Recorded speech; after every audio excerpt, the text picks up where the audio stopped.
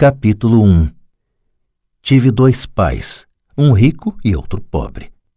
Um era muito instruído e inteligente, tinha o PhD e fizera um curso universitário de graduação com duração de 4 anos em menos de 2. Foi então para a Universidade de Stanford, para a Universidade de Chicago, para Northwestern University, sempre com bolsa de estudos. O outro pai nunca concluiu o 2º grau. Ambos foram homens bem-sucedidos em suas carreiras e trabalharam arduamente durante toda a vida. Ambos auferiram rendas consideráveis. Contudo, um sempre enfrentou dificuldades financeiras, o outro se tornou o homem mais rico do Havaí. Um morreu deixando milhões de dólares para sua família e para instituições de caridade e para sua igreja. O outro deixou contas a pagar. Ambos eram homens fortes, carismáticos e influentes. Ambos me ofereceram conselhos, mas não aconselharam as mesmas coisas. Ambos acreditavam firmemente na instrução, mas não sugeriram os mesmos estudos. Se eu tivesse tido um único pai, teria tido que aceitar ou rejeitar seus conselhos. Tendo 2, tive a escolha entre pontos de vista contrastantes, a visão de um homem rico e a visão de um homem pobre. Em vez de aceitar ou rejeitar simplesmente um desses pontos de vista, me descobri pensando mais, comparando-os e escolhendo por mim mesmo. O problema é que o homem rico ainda não era rico e o homem pobre ainda não era pobre. Ambos estavam no início de suas carreiras e lutavam por dinheiro e pela família. Mas tinham ideias muito diferentes sobre dinheiro.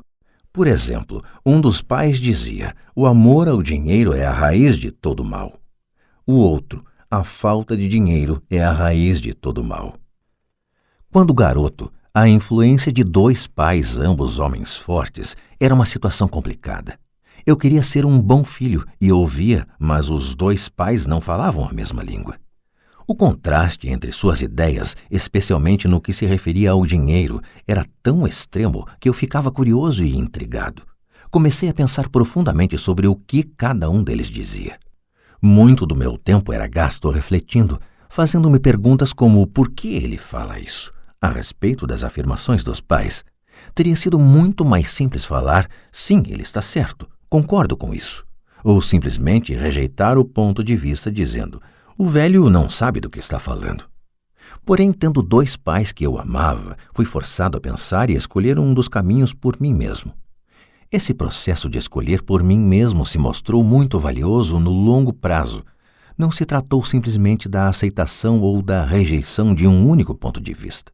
Uma das razões pelas quais os ricos ficam mais ricos, os pobres mais pobres e a classe média luta com as dívidas é que o assunto dinheiro não é ensinado nem em casa nem na escola.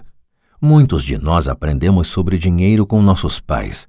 O que pode dizer um pai pobre a respeito do dinheiro para seu filho? Ele diz simplesmente, fique na escola e estude muito. O filho pode se formar com ótimas notas, mas com uma programação financeira e uma mentalidade de pessoa pobre. Isso foi aprendido pelo filho em sua tenra idade. O dinheiro não é ensinado nas escolas. As escolas se concentram nas habilidades acadêmicas e profissionais, mas não nas habilidades financeiras.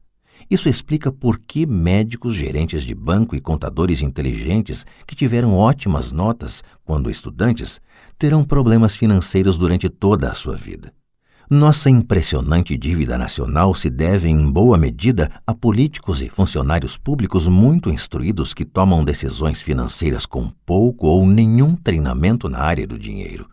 Muitas vezes penso no novo milênio e imagino o que acontecerá quando houver milhões de pessoas precisando de assistência financeira e médica. Eles se tornarão dependentes do apoio financeiro de suas famílias ou do governo. O que acontecerá quando o Medicare e a Seguridade Social ficarem sem dinheiro? Como uma nação sobreviverá se ensinar sobre dinheiro continuar sendo tarefa dos pais, cuja maioria será ou já é pobre? Como tive 2 pais a me influenciar, aprendi com ambos. Tive que refletir sobre os conselhos de cada um deles e, ao fazê-lo, percebi o poder e o impacto dos nossos pensamentos sobre nossa própria vida. Por exemplo, um pai costumava falar, não dá para comprar isso. O outro proibia o uso dessas palavras, insistia em que eu falasse, o que posso fazer para comprar isso? Num caso, temos uma afirmação, no outro, uma pergunta. Um deixa você sem alternativa, o outro obriga você a refletir. Meu pai, que logo ficaria rico, explicava que ao falar automaticamente não dá para comprar isso, seu cérebro para de trabalhar. Ao perguntar o que posso fazer para comprar isso, você mantém seu cérebro trabalhando.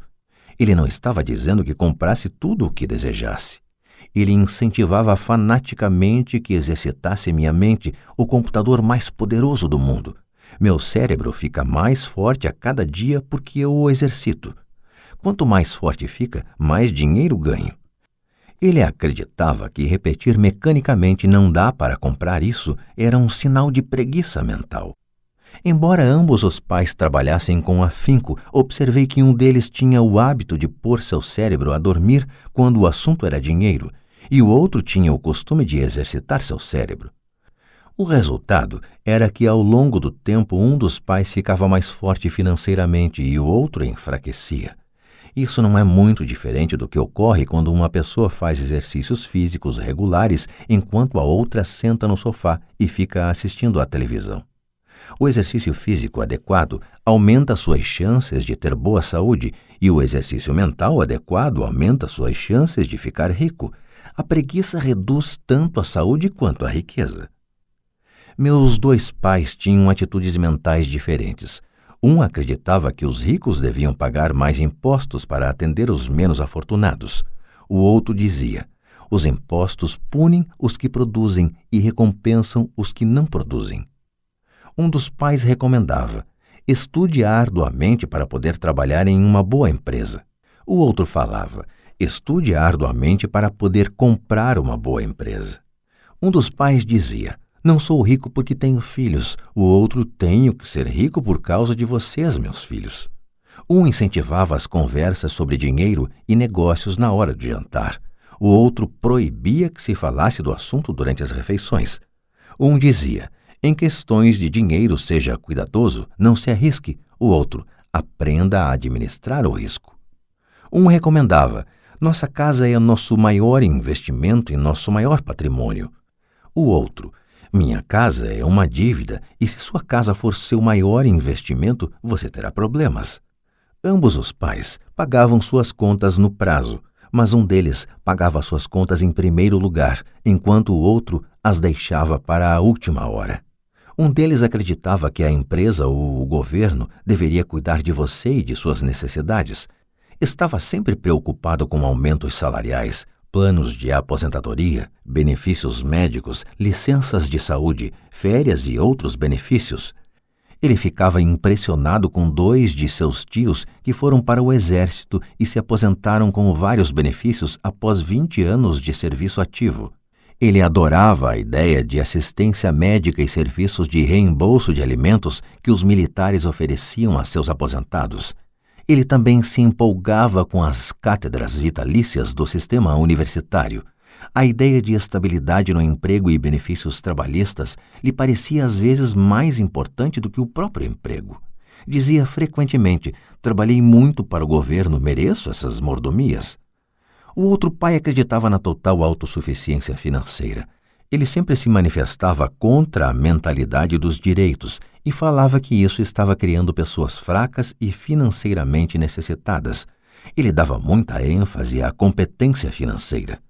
Um dos pais lutava para poupar alguns poucos dólares. O outro simplesmente criava investimentos. Um pai me ensinou a escrever um currículo impressionante para que eu pudesse encontrar um bom emprego. O outro me ensinou a fazer sólidos planos financeiros e de negócios, de modo que eu pudesse criar empregos. Ter 2 pais fortes me proporcionou o luxo de observar o impacto de diferentes formas de pensar sobre a própria vida. Observei que as pessoas moldam suas vidas por meio de seus pensamentos. Por exemplo, meu pai pobre sempre me dizia: nunca vou ficar rico, e isso acabou acontecendo. Meu pai rico, por outro lado, sempre se referia a si próprio como sendo rico. Ele dizia coisas como: sou um homem rico e pessoas ricas não fazem isto. Mesmo que estivesse totalmente quebrado após um revés financeiro, ele continuava a se considerar um homem rico. Ele se justificava dizendo: há uma diferença entre ser pobre e estar quebrado. Estar quebrado é algo temporário, ser pobre é algo eterno. Meu pai pobre dizia: não ligo para dinheiro, ou o dinheiro não é importante. Meu pai rico sempre dizia: dinheiro é poder.